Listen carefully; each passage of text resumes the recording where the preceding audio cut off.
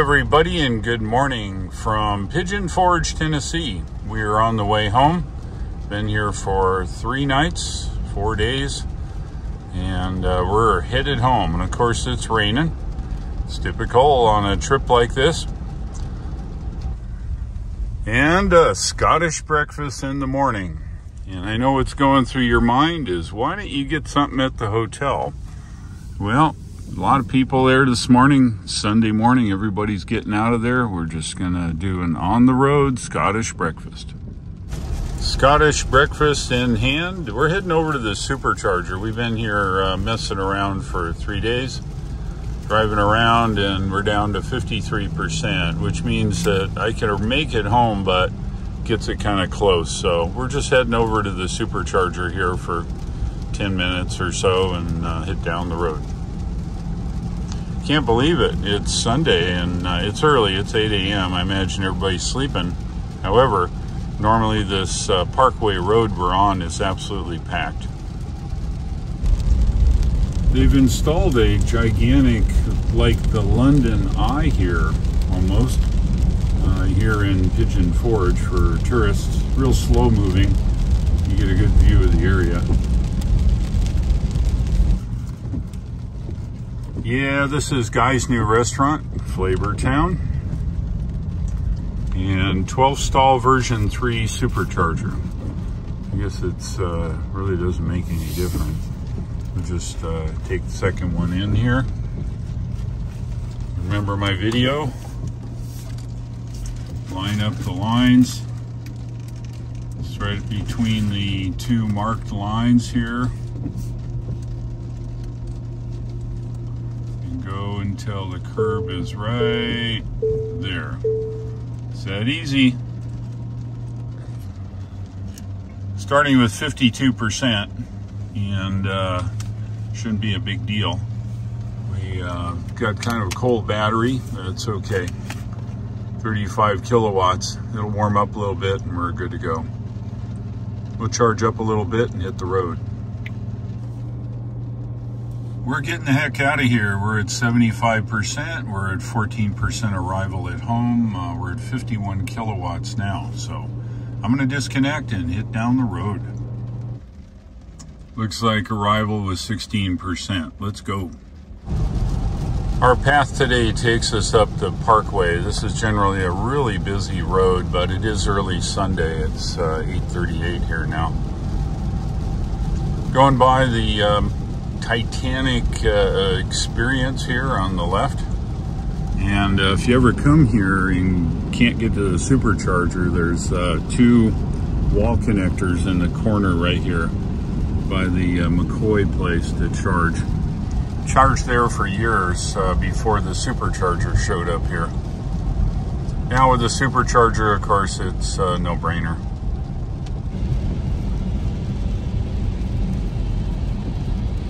In 500 feet, turn right onto Collier Drive. We're now on Dolly Parton Parkway, which is also Highway 411. Heading back towards Bush Beans now, and then ultimately eastbound on Interstate 40. It's early, it's raining. Bye-bye Tintec. Used to be Tintec anyway. Running autopilot here now.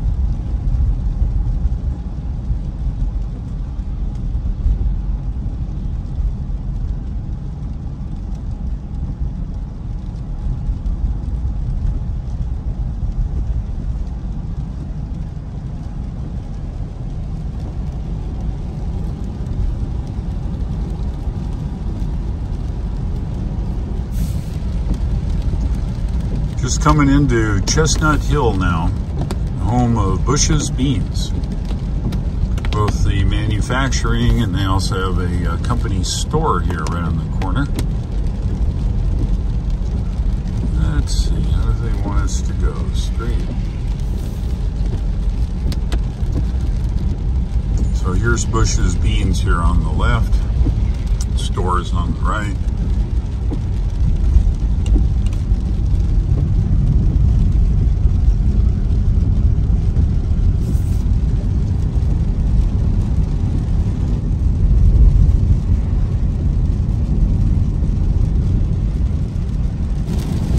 We're up on the new improved section of Highway 411.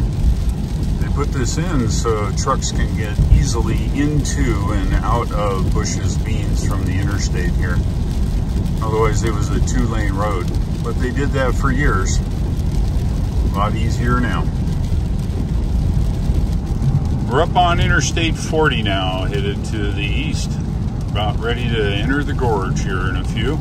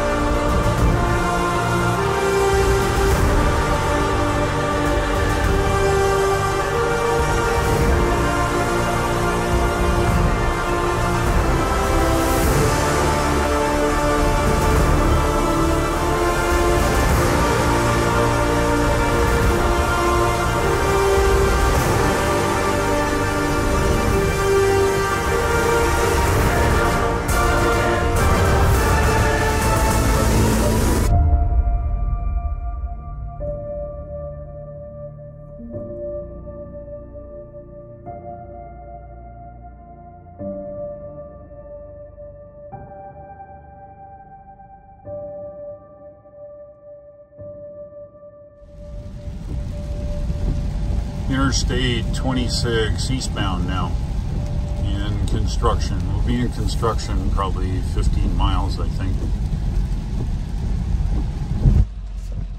There's some kind of conundrum up here. The sign said there was a wreck in the left lane. Of course, everybody goes down the left lane now. Everybody's stopped here, so we'll be through it soon. Google reports black here for another half mile probably. But we are moving along, so it'd be all right.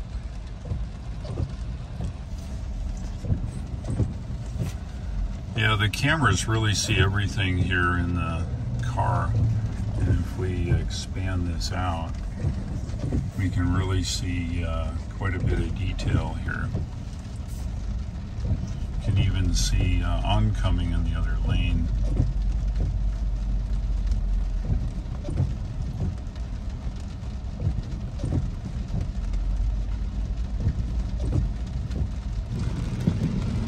This is an interesting observation. As you can see, we've got plenty of fossil fuel vehicles here, and they're designed to go forward. So when you want to stop, you push the brake. When you take your foot off of the brake, the car goes forward because most of them have an automatic transmission.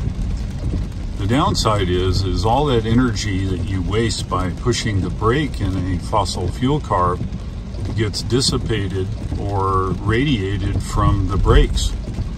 Not only are you wearing your brakes out, but you're also wasting your energy by having to put on the brake. Not so in an electric car. I take my foot off the accelerator, the car decelerates using regenerative braking, and that energy is then returned to the battery, or a good portion of it is. So I never use the brakes really here in the EV. But all these poor folks in their gas and diesel vehicles have to use the brakes, otherwise they won't be able to stop their car. You just watch it here.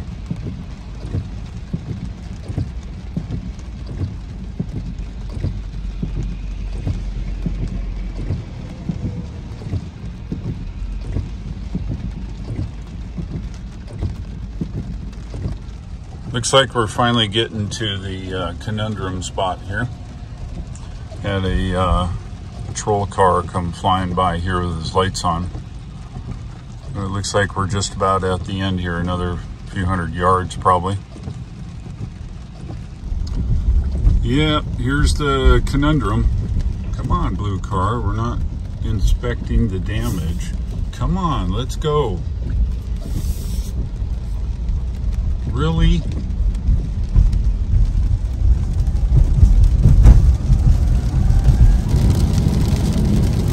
We're getting there now. We've got about 15 miles to go, and the rain is continuing here.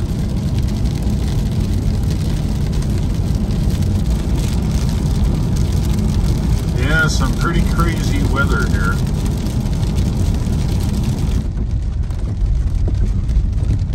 Oh, look at that. 359 for regular here. That's expensive. Just arrived back in town here now. Just heading that way to the house.